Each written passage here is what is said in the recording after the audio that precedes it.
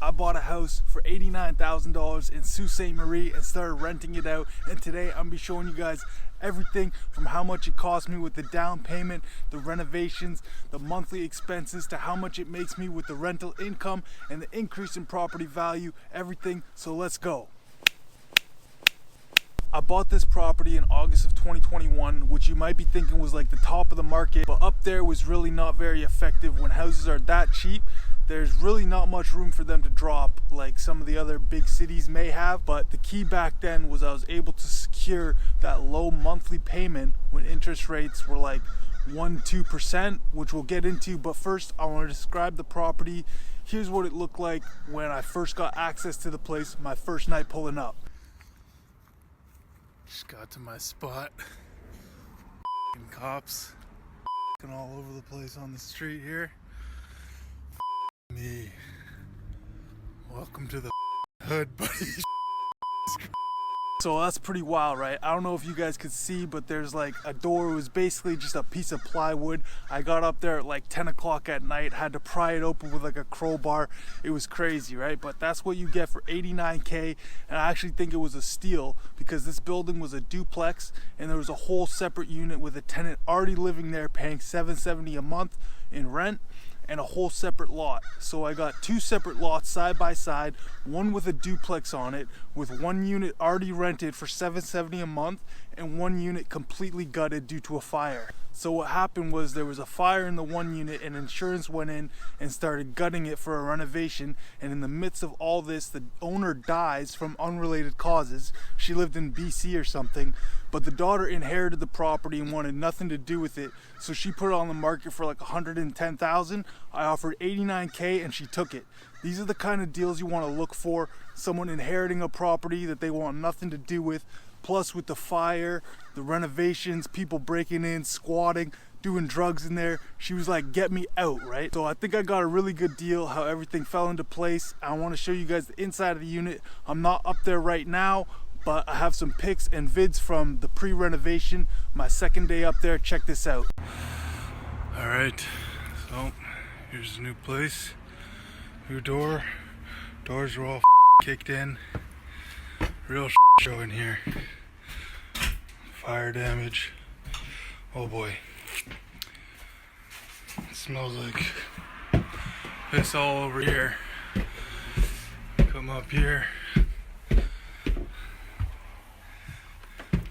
This room is completely gutted because there was a fire.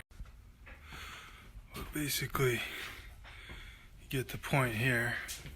So we bought it like this. It was gutted from the insurance. Alright, it's the bathroom in here.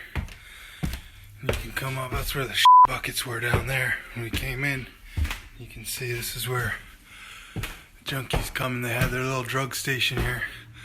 Some of this is mine now with the weed, but they were doing like crack and shit. Heroin and shit up here. There was needles. I cleaned it up a bit. Should have showed you guys before. It was f***ed.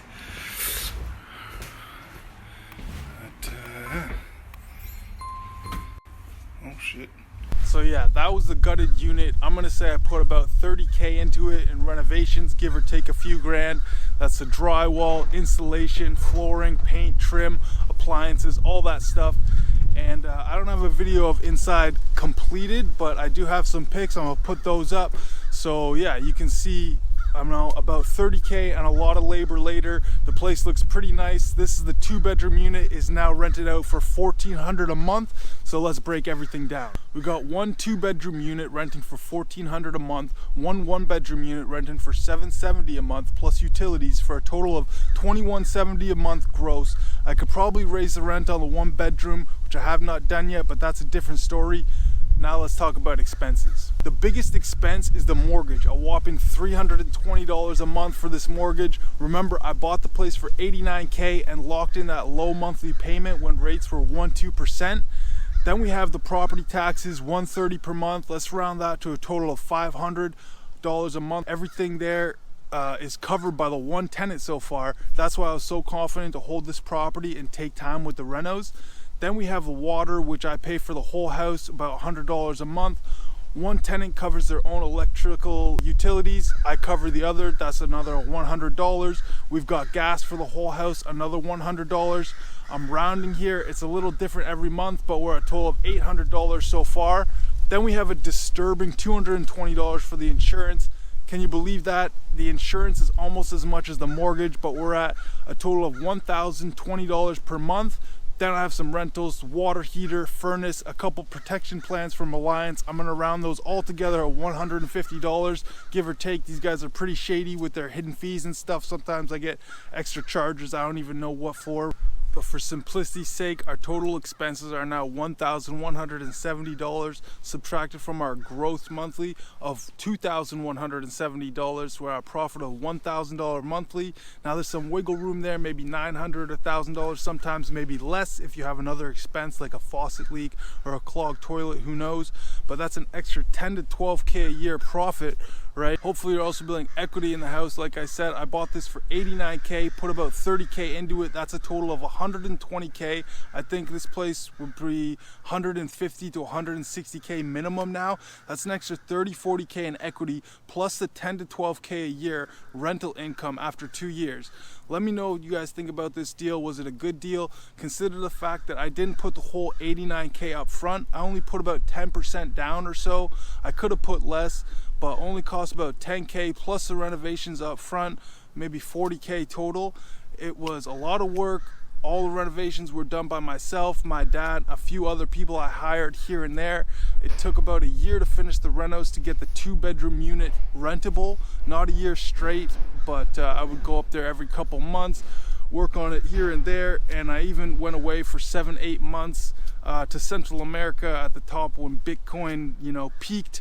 And I didn't even see the place that whole time. So there was like a year of breaking even, taking losses even to get to this point. So many other factors in this deal, but I'm throwing a lot at you guys right now. If you guys like this kind of content, hit that like button, hit the subscribe button if you guys want to hear more about the risk, the benefits, the work that I put into it, hear about other deals. Leave a comment if you guys have questions. Any comment is appreciated, really, and we'll see you guys later. Thank you so much. Peace. Over here. See, it's pretty high up here. Smoking darts in the house right now.